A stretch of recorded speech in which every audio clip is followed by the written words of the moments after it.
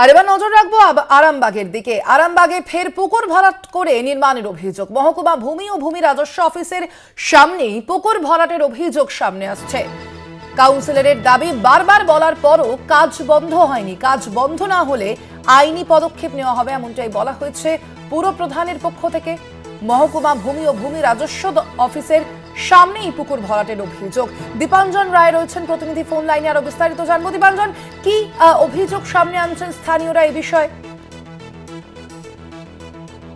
যে এলাকায় প্রভাবশালী চন্দ্রশেখর মুখার্জি, তার বাড়ির পাশে পুকুর রয়েছে, সেই পুকুরকে ভরাট করে চলছে, কনস্ট্রাকশনের কাজ চলছে। কিন্তু স্থানীয় মানুষেরা তার ভয়ে কেউ কিছু বলতে পারছে না।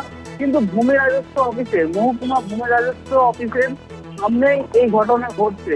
তাই প্রশ্ন উঠছে যে তাহলে কি অফিসাররা কেউ দেখতে পাচ্ছে না বিষয়টি, নাকি প্রভাবশালী বলেই তাকে কেউ কিছু বলে উঠতে পারছে না। আমরা পৌরপ্রধান অর্থাৎ আরামবাগ পৌরপ্রধানের সঙ্গে যোগাযোগ করেছিলাম। উনি বলছেন যে আমাদের তরফ থেকে বলা হয়েছে, বারবার বলা হয়েছে বা অবজেকশন জানানো হয়েছে, কিন্তু কোনো কর্ণপাত করছে না। তো আমরা আরো একবার নোটিশ করব, যদি এতে কর্ণপাত না করে তাহলে আমরা আইনি পদক্ষেপ নেব।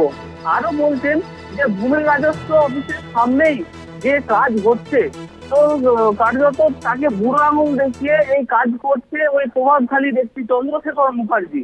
তাহলে কি ভূমি রাজস্ব দপ্তরে তার কি প্রভাব চলে? তাই কি ভূমি দপ্তর ক্ষেত্রে কোনো কথা শোনা হচ্ছে না? এবং বিরোধী দল, রাজ্যের একমাত্র বিরোধী দল বিজেপি বলছে যে সবটাই শাসক দলের মদতে হচ্ছে। তাই কোনো আইনকে মাথা আইনকে কার্যত বুড়ো আঙুল দেখিয়ে এই কনস্ট্রাকশন কাজ চলছে। ধন্যবাদ তোমায়। আমরা কথা বলছিলাম, ফোন লাইনে ছিলেন প্রতিনিধি দীপাঞ্জন রায়।